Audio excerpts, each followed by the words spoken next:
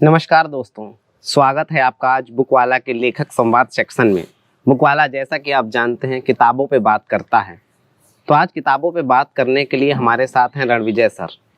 रणविजय जी के बारे में परिचय बताते हुए मैं बताना चाहूँगा कि इन्होंने अपनी पढ़ाई फैजाबाद से प्रारंभ की और 6 से लेकर 12th तक की पढ़ाई जवाहर नवोदय विद्यालय से हुई। बाद में आप बीटेक के लिए उधम सिंह नगर पंतनगर विवि में आ गए।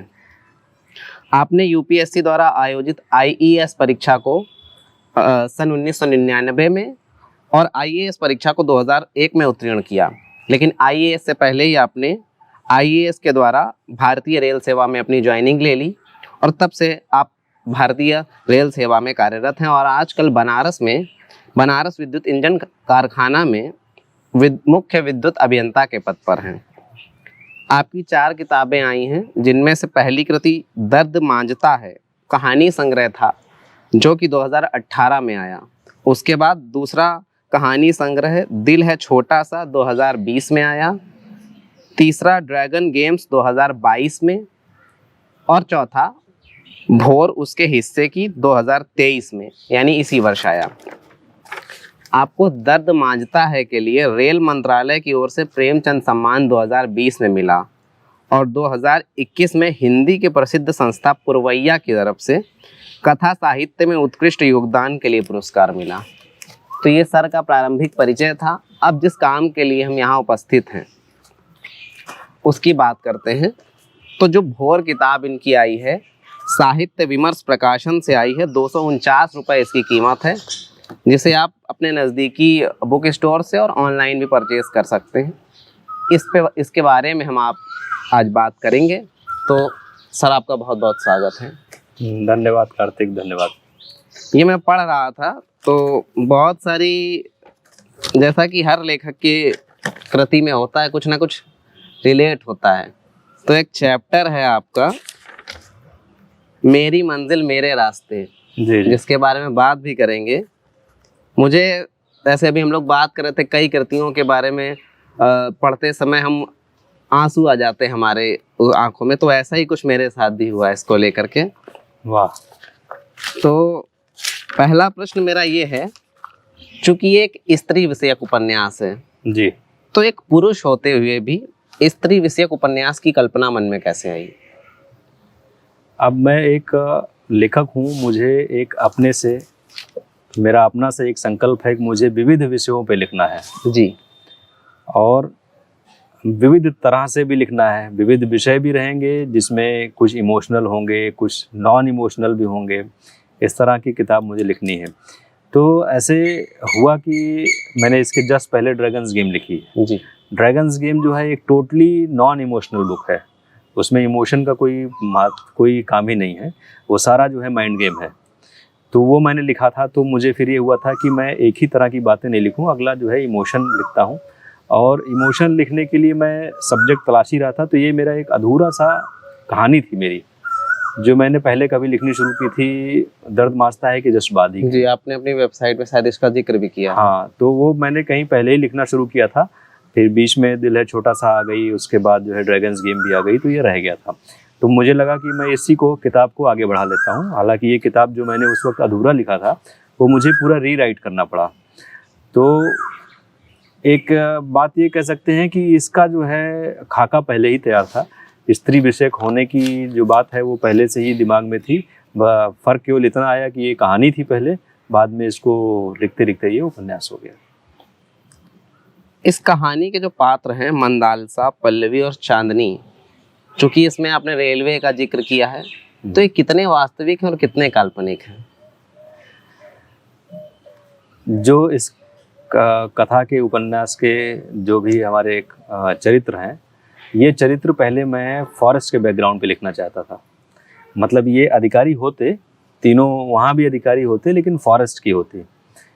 तो वो मैं थोड़ी रिसर्च मैंने की भी उस पर, फॉरेस्ट के ऊपर में, और फिर मुझे कहीं ये लगने लगा कि शायद मैं वो उतना न्याय कर नहीं पाऊँगा, क्योंकि वो बैकग्राउंड मुझे बहुत नोन नहीं है, बहुत अच्छे से मुझे आता नहीं है। जी, और आपने रेलवे की समस्याओं का भी जिक्र इसमें किया है। तो इसलिए मैंने रेलवे पे इसलिए इनको उठा लिया कि रेलवे का बैकग्राउंड मुझे पता है और वहाँ मैं ज़्यादा न्याय भी कर सकूँगा और ज़्यादा वास्तविक भी दिखूँगा जब वहाँ लिखूँगा। तो मैं समझता हूँ इस सवाल से आपको इस बात का अंदाज़ा हो गया होगा कि ये जो है चरित्र काल्पनिक ही है, क्योंकि मैं पहले ने किसी बैकग्राउंड पे और लिख रहा था, बाद में मैंने किसी और बैकग्राउंड पे लिख दिया। तो ये मेरे अपने ही बनाए हुए चरित्र हैं।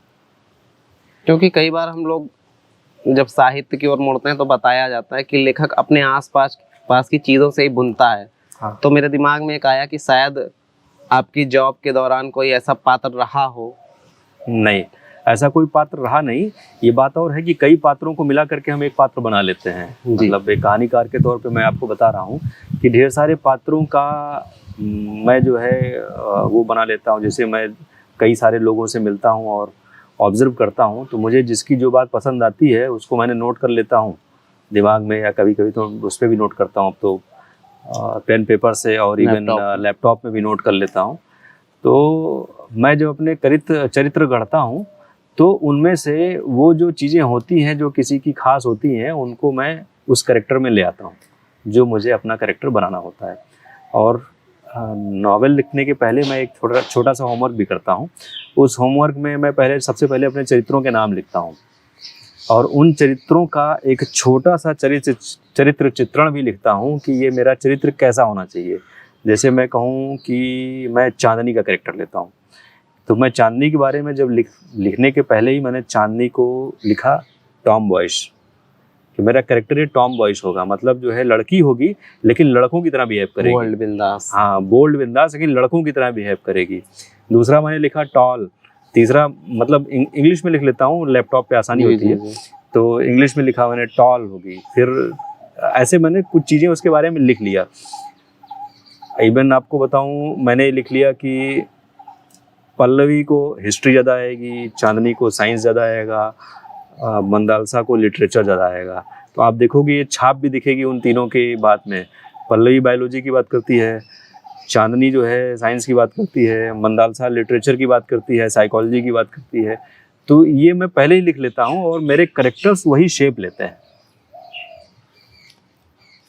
मुझे तो लग रहा था कि मंदालसा वाले उपन्यास में आपने अपना पुट ज़्यादा डाला, क्योंकि कविताओं का और उसका जिक्र है। हाँ, अब लेखक तो जो है अपनी किताब में कहीं ना कहीं आता ही है, वो जिस भी रूप में आता है लेखक अपने आप आ ही जाता है। जब हम आपके उपन्यास के पात्रों को पढ़ते हैं, उनकी निजी जिंदगी के बारे में, तो एक बात ध्यान में आती है कि कमोबेश यही स्थिति भारत की आधी आबादी जो है, हर दूसरे घर में यही देखने को मिल रहा है। आपको क्या लगता है इसमें कैसे सुधार होगा? उस माहौल से वो कैसे आगे निकल पाएंगी? आपके किरदार तो लंबा संघर्ष करके आ जाते हैं। चांदनी जैसे बोल देती है स्ट्रिक्टली कि मुझे यही चीज़ करनी है, लेकिन बहुत सारे भारत में घर ऐसे हैं जो उसी सर्किल में दब जाते हैं। मतलब करना कुछ चाहते थे लेकिन पारिवारिक दबाव की वजह से या अन्य परिस्थितियों की वजह से ही दब जाते हैं। तो ऐसा मन के करने वाला कैसे भारत में इसमें स्थिति आ पाएगी? भारत में वर्तमान में आप सही कह रहे हैं कि जो कल्चर है उसमें ऐसा है नहीं कि स्त्रियां या लड़कियां अपने मन का कैरियर चूज कर सकें, अपने मन की जगहों पे आ जा सकें और उतनी ही स्वतंत्रता से घूम सकें। वो माहौल नहीं है। लेकिन एक ही चीज़ देखिए कि कोई भी कल्चर बदलने में वक्त लगता है, और कल्चर जो है हमारा धीरे धीरे पॉजिटिव हो रहा है, मतलब बदलने की तरफ है, जहाँ स्त्रियों को भी आज़ादी मिल रही है और स्त्रियों की तरफ भी जो है उनको भी उसी नज़र से देखा जा रहा है जहाँ पुरुषों को देखा जा रहा है, या इस तरह से कोशिश है या इस तरह का विमर्श है। तो ऐसा चलन स्टार्ट हुआ है और भविष्य में मैं समझता हूँ इसमें सुधार आएगा। संस्कृति रातों रात नहीं बदल सकती है, वक्त लगता है बदलने में।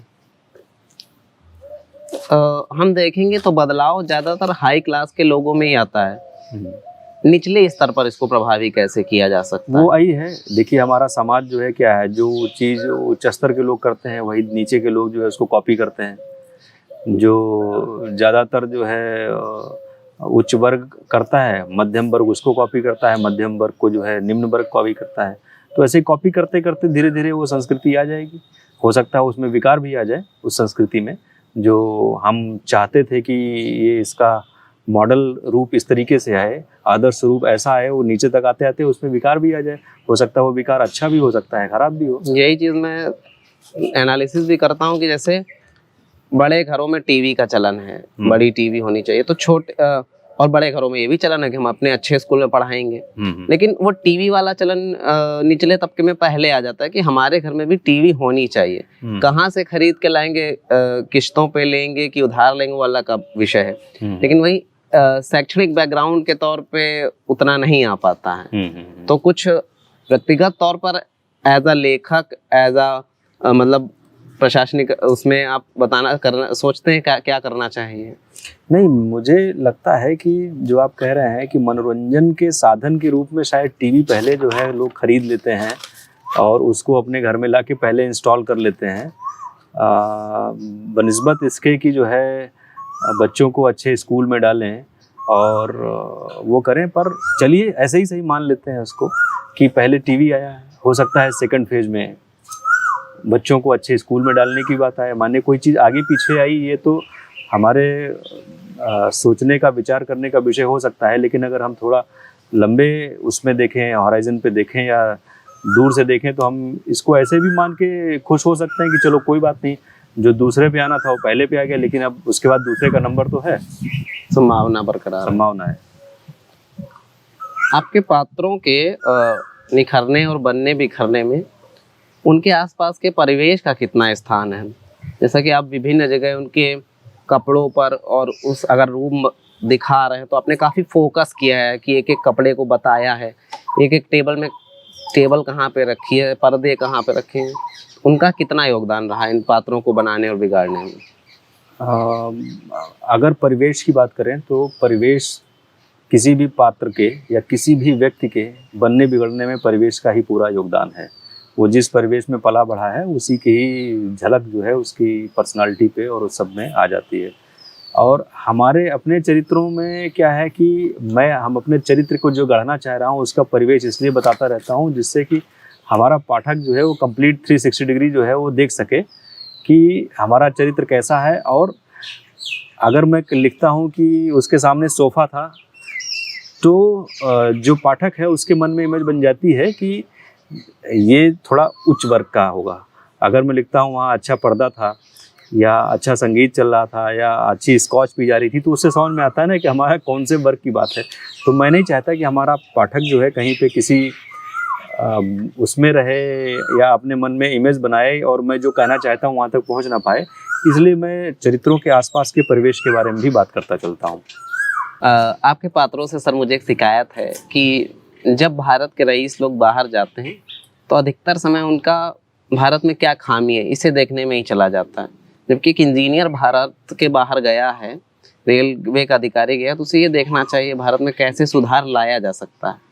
आपकी क्या राय है इस बारे में? आप सही कह रहे हैं, देखने का नज़रिया हमेशा ऐसा ही होना चाहिए। हमारे जो पात्र हैं जिनको मैंने बाहर जा कर के दिखाया है, वो जो कुछ भी करते हैं या जैसा भी करते हैं उसको अगर आप इस नज़र से देखें कि वो जिस चीज़ से उकताए हुए हैं, उबे हुए हैं, उसमें जो उनको परिवर्तन दिखता है वो उनको अच्छा लगेगा। और ये जाहिर सी बात है किसी भी व्यक्ति के लिए कि अगर वो किसी चीज़ से उबा हुआ है, उकताया हुआ है या कोई चीज़ रोज़ करता है, उससे कोई भी चीज़ डिफरेंट मिलती है तो वो उसको पसंद आता है। तो हमारे पात्र भी उसको उसी तरीके से देखते हैं, उन्हें वो अच्छा लगता है। और अगर बात करें तो मंदालसा ने जैसे उसने कहा कि वहाँ पे उन्होंने ट्विन टावर देखा तो उन्होंने कहा कि बहुत अच्छा है, हम नहीं बना पा रहे हैं, हमें बनाना चाहिए। तो उनकी नज़र में वो टीस आती है कि हमको बनाना चाहिए, हमने नहीं बनाया है। अब हम क्योंकि कहानी लिख रहे हैं तो हमारे पात्र ने जितनी दुनिया देखी है उतनी की ही बात करेगा। अब वो पात्र ने पूरा भारत नहीं देखा तो पूरे भारत की बात कभी नहीं करेगा वो, लेकिन जितना देखा हुआ है, जितना उसको समझ है, और एज इंजीनियर जो है उसको ज़्यादा समझ ही होगी सामान्य आदमी से, तो उस हिसाब से वो बात कर रहा है कि हमने नहीं बनाया है। और वो अपनी जगह देखिए सच है कि हमने कोई ट्विन टावर जैसा कोई चीज़ नहीं बनाया हुआ है।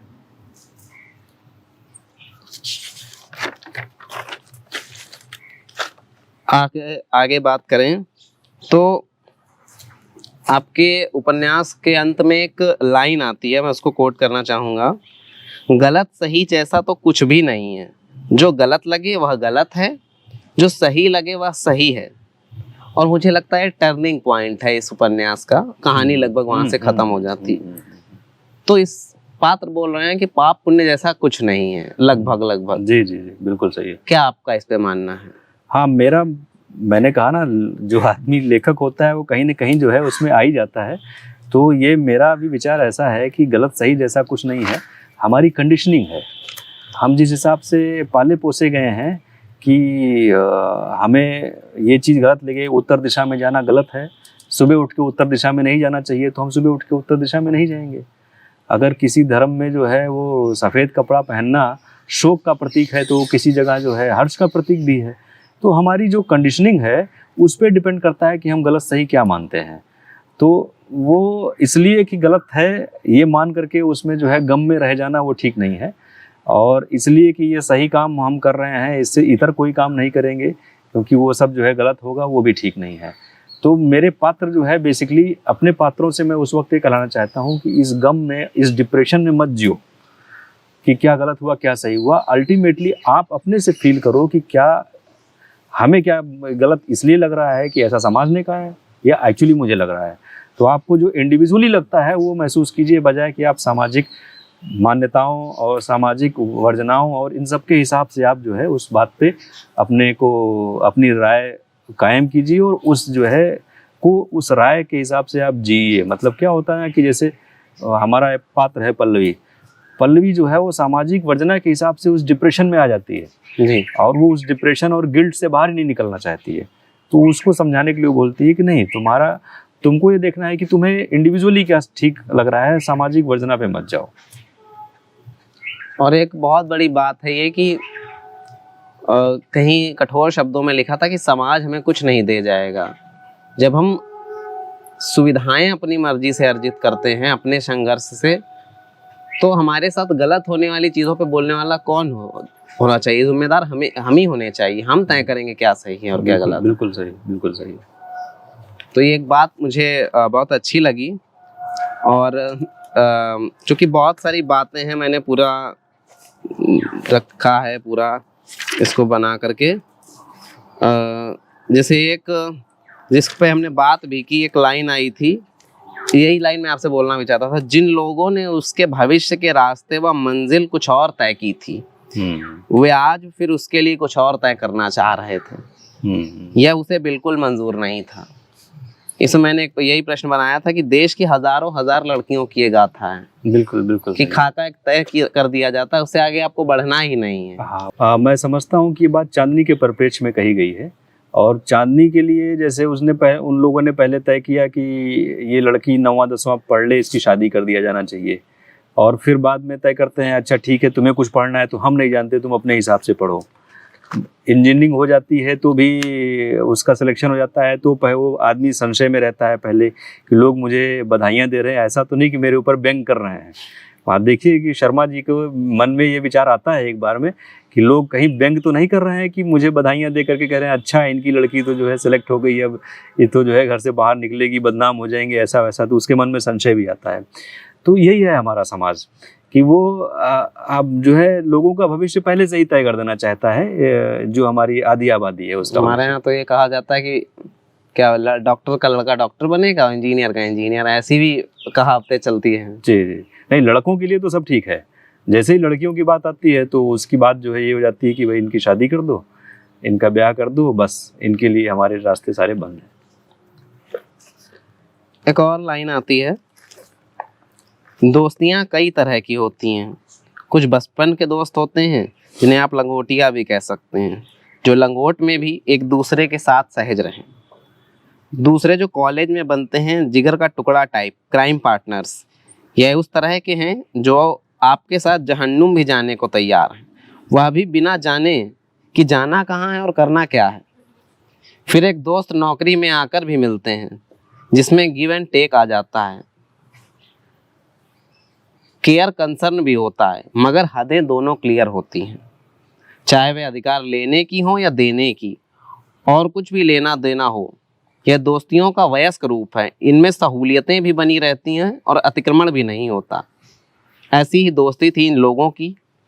अब से कोई साल भर पहले चांदनी इस ऑफिस में पहली बार लड़ने के मूड से आई थी। तो इन दोस्तियों के बारे में आपको क्या कहना है? जब मैं ये लिख रहा था लाइन तो काफ़ी सोच विचार के मैंने लिखा, मैंने अपने फ्रेंड्स के बारे में, क्योंकि बहुत बड़ी बात है। हाँ, फ्रेंड्स के बारे में एक एक फेज में महसूस करके लिखा है इसको। तो जैसे जो फ्रेंड्स होते हैं बचपन के होते हैं, उनके साथ आप बाथरूम में कच्छा पहन के घूम नहाए होते हैं, तालाब में नहाए होते हैं, पोखरे में नहाए होते हैं, तो वहाँ बड़ा सहज होता है, वहाँ सब बातें चल जाती हैं, कुछ भी होता है तो वो लंगोटिया यार ही हैं। वो ये बात और है, वयस्क होने के बाद में शायद उनसे वो खुलापन नहीं रहता, लेकिन अगर उसके हिसाब से, उस उम्र के हिसाब से देखें तो लंगोटिया यार है। कॉलेज वॉलेज में जाके मैंने देखा वो क्राइम पार्टनर्स टाइप के हैं।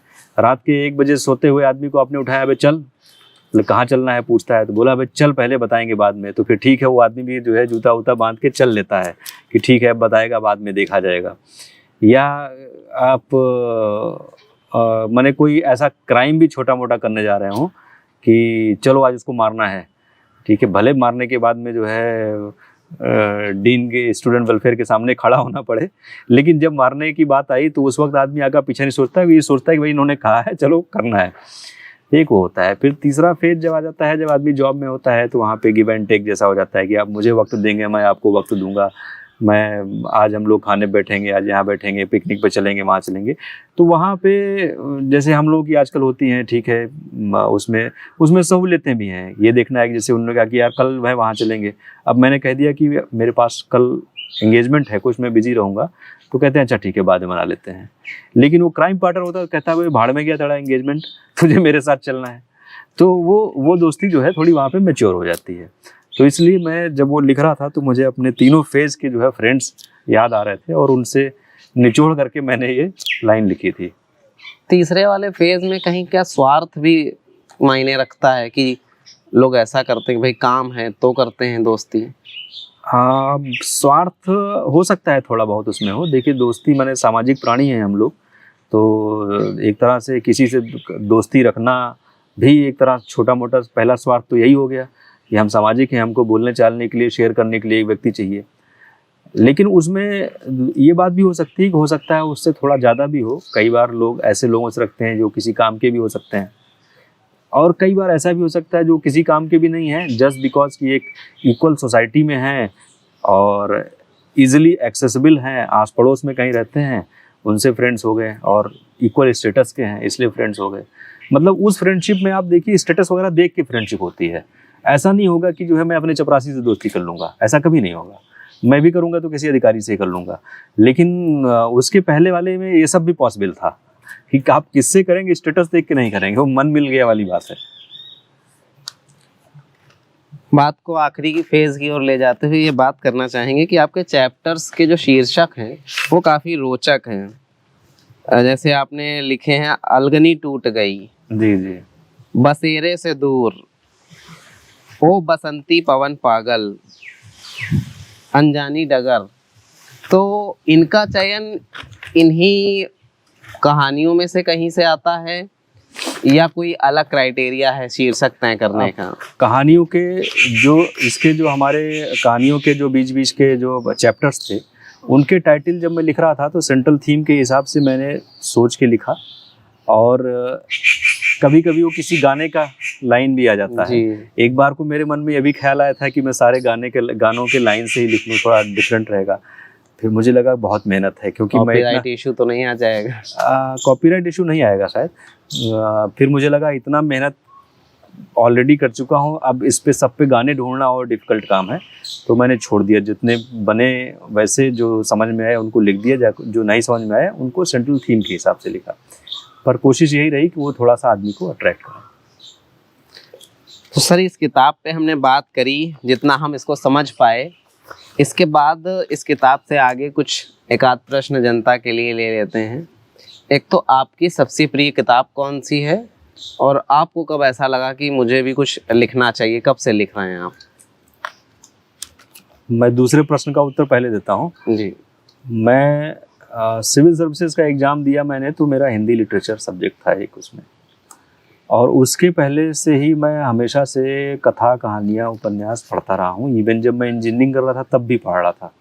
हमारी लाइब्रेरी में जितनी भी किताबें थी हिंदी की उपन्यास कहानियाँ, वो हम में से केवल 3 ही 4 लोग थे जो वो पढ़ते थे और कोई पढ़ता नहीं था, वो हम लोग उसको भी पढ़ रहे थे। और स्कूल टाइम में मैं पढ़ ही रहा था, तो मेरा एक इंटरेस्ट था। जब मैंने सिविल सर्विसेज का एग्ज़ाम दिया तो मेरे मन में कहीं लगा कि शायद मैं भी कहानियाँ लिख सकता हूँ और किसी दिन जो है इस लेवल की भी लिख पाऊँगा जैसा मैं पढ़ रहा हूँ। तो ये विचार था, लेकिन नौकरी में जो है वक्त नहीं मिलता। जब मुझे वक्त मिला तब मैंने ये लिखा, पहली किताब में दर्द मास्ता है, और उसके लिखने के 4-5 साल बाद जो है मैंने इसको छपाने का प्रयास किया और वो 2018 में छप के आई। जब छप के आई तो अप्रिसिएशन ढेर सारा मिला। कुछ अप्रिसिएशन हो सकता है लोगों ने ऐसे ही चढ़ाने के लिए दिया हो, लेकिन मिला। तो मिलने से मुझे फिर एक अंदर से ये फीलिंग आने लगा कि शायद मेरे अंदर कोई टैलेंट है और मुझे लिखना चाहिए। तब से मैं लिखने लगा, रेगुलरली लिखने लगा। तो इस तरीके से अब तक 4 हो गई। अगर मैं कहूँ तो मेरा जो एप्टीट्यूड है, जो मेरा अब मेरी अपनी बनावट है, उसके हिसाब से ड्रैगन्स गेम जैसी कहानियाँ मुझे ज़्यादा सूट करती हैं जी। और वही कहानी मेरे सबसे दिल के करीब भी है। और ढेर सारा अप्रिसिएशन भी मुझे आज तक उस किताब के लिए मिला है, ड्रैगन्स गेम के लिए। किताबें मेरी सारी पसंद की गई हैं, चाहे वो दर्द मास्ता है, वो अमेज़न पे 1 साल में सर्वश्रेष्ठ 5 किताबों में रही, और दिल है छोटा सा आज तक भी लोग पसंद कर रहे हैं, और ये तो अभी पढ़ी ही जा रही है। भोर तो अभी काफ़ी पढ़ी ही जा रही है। हाँ, सब कर रहे हैं। और ड्रैगन्स गेम के लिए भी ढेर सारा अप्रिसिएशन मिलता है, लेकिन वो थोड़ा डिफरेंट मिलता है। उसको लोग कहते हैं ये बहुत ही डिफरेंट किताब है, तो मुझे वो बहुत अच्छा लगता है। और भविष्य में हो सकता है मैं वैसी 1-2 किताबें और भी लिखूँगा। और आपकी इस अपनी किताबों के अलावा कौन सी फेमस किताब है? ऐसे तो मुझे बहुत किताबें पसंद हैं, और जब कोई ये सवाल पूछता है उस वक्त याद भी नहीं आता मुझे कि कौन सी किताबों इनमें से कोई, तो उनमें से कौन सी किताब का नाम लेना है। जैसे इसमें से एक कसब मुझे बहुत पसंद है, और मैं वो भी पढ़ता हूँ। नॉन फिक्शन भी बहुत पढ़ता हूँ। नॉन फिक्शन हिंदी में पता नहीं क्यों बहुत अच्छा लिखा नहीं जाता है, अच्छा, अंग्रेजी में अच्छा लिखा जाता है। तो जैसे ये 2 किताबें जो यहाँ रखी हैं मुझे बहुत पसंद है, प्रिजनर्स ऑफ ज्योग्राफी और सेपियंस। इन तीनों के बारे में शॉर्ट में अगर आप बताना चाहें कुछ, ताकि जो नए पाठक हैं उन्हें। कसब तो एक प्रेम कहानी है जो मनोहर श्याम जोशी जी ने लिखी है, और बहुत ही सुंदर तरीके से लिखी है। प्रेम कहानी पढ़ के अच्छा लगता है, आनंद आता है, और थोड़ा सा नयापन भी है उसमें कहानी में। सेपियंस एक तरह से मानव सभ्यता की इतिहास है, जहाँ पे हम ये बताते हैं कि मानव जब सबसे पहले धरती पे पैदा हुआ तब से लेकर के आज तक में उसकी विचारधारा कैसे कैसे बदल रही है। तो इसमें इतिहास भी है, भूगोल भी है, विज्ञान भी है, मनोविज्ञान भी है। ये सब सारे सब्जेक्ट्स कवर करती है, और एक तरह से टोटलिटी में बताती है कि ह्यूमन का डेवलपमेंट कैसे हुआ है। इसी तरीके से जो प्रिजनर्स ऑफ ज्योग्राफी है, ये किताब जो है इंटरनेशनल रिलेशंस पे है। ये बताती है कि किन्हीं 2 देशों के बीच में उनके जो संबंध हैं वो ऐसे क्यों हैं, और उस ढेर सारे संबंध का कारण उनकी ज्योग्राफी है। वो एक दूसरे के पास हैं तो कोई एक दूसरे से युद्ध क्यों नहीं कर रहे हैं। जैसे चीन है और भारत है, उनमें युद्ध कम हो पाता है क्योंकि हमारे बीच में हिमालय है। हमारे एक दूसरे देश का एक दूसरे पे प्रभाव भी कम है, लेकिन हमारे ऊपर अफगानिस्तानियों का प्रभाव है, पाकिस्तानियों का है, पाकिस्तानियों से हमारी लड़ाई भी है, इवन अफगानिस्तान और ईरान का भी प्रभाव है, लेकिन चीन का उतना नहीं है। तो ये बताता है कि ज्योग्राफी ही डिसाइड करती है कि आपका हिस्ट्री क्या रहा होगा और आपका आगे भविष्य क्या होगा। तो ऐसे ढेर सारे कंट्रीज का इसने ऐसा बताया है। एक आखिरी और सबसे इम्पोर्टेंट प्रश्न ये लिख लेते हैं कि जो हमारे जैसे युवा लिख रहे हैं, तो इस उम्र में एक लगता है कि जल्द से जल्द प्रसिद्धि मिल जाए, कुछ ऐसा लिख दें। कई राइटर्स के केसेस में ऐसा दिखता भी है, और अगर वो नहीं मिलती है तो वहीं से ब्लॉक हो जाता है रास्ता। तो लेखन में हमें क्या मोटिवेशन तलाशना चाहिए और कैसे कंसिस्टेंसी बरकरार रखनी चाहिए कि हम लगातार लिखते रहें? हो सकता है हमें उतनी शोहरत ना मिले, लेकिन हमारी कोई लाइन समाज को एक नई दिशा दे जाए। ये बड़ा महत्वपूर्ण विषय है, खास करके नव लेखकों के लिए, जिसमें हम अपने आप को भी गिनते हैं। लेखक जो है शोहरत पाना चाहता है, इसमें कोई भ्रम नहीं है, कोई छिपाव भी नहीं है। हर कोई चाहता है, शोहरत चाहता है। और जो आदमी लिख रहा है वो ये चाहता है कि उसकी पहली किताब ही हिट हो जाए और वो जो है बहुत प्रसिद्ध हो जाए। उनमें से कुछ लोग हो भी जाते हैं, जैसा आपने कहा। अच्छा, प्रसिद्धि के जो है जो रीजन्स हैं वो कई सारे हैं। ऐसा ज़रूरी नहीं है कि कोई आदमी क्यों अपनी किताब की वजह से प्रसिद्ध हो जाता है। कुछ आदमी जो है ऐसा स्ट्रेटजी भी लेके आते हैं उनका कुछ सपोर्ट भी होता है, चाहे मीडिया का हो, चाहे लेखकों का हो, चाहे आलोचकों का हो। कुछ लोग ऐसी स्ट्रेटजी लेके आते हैं और स्ट्रेटजी से काम करते हैं, वो जल्दी पॉपुलर भी हो जाते हैं। तो कुछ लोग नहीं लेके आते हैं, वो सोचते हैं कि मैं जो कुछ लिखूंगा उसके आधार पे पॉपुलरिटी मुझे चाहिए, मुझे अपने सब्जेक्ट और कंटेंट के हिसाब से पॉपुलरिटी चाहिए। अच्छा, इसमें साहित्यिक कार्यक्रमों में जाना, गोष्ठियों में जाते रहना कंटिन्यूअस, ये भी फैक्टर करता है? बहुत बहुत करता है। देखिए, विजिबिलिटी ना बड़ी इंपॉर्टेंट चीज़ है। जैसे सिनेमा में मैंने एक बार किसी का इंटरव्यू में सुना था, उन्होंने कहा था कि भाई आप हर जगह दिखते हैं, बोले नहीं दिखेंगे तो बिकेंगे नहीं। दिखेगा तभी बिकेगा। दिखेगा तभी बिकेगा। अगर आप नज़र से गायब हुए तो आप जो है मतलब आउट ऑफ सीन हो गए बेसिकली। तो इसलिए नज़र में बने रहना पड़ता है। तो जो लोग जो है इनवाइटेड हैं वहाँ पे, जो लोग वहाँ जाते हैं, वो ढेर सारे लोग नज़र में आते हैं, तो उनको लगता है कि अच्छा किसी को मंच मिला है तो ज़रूर उसमें कोई खास बात होगी।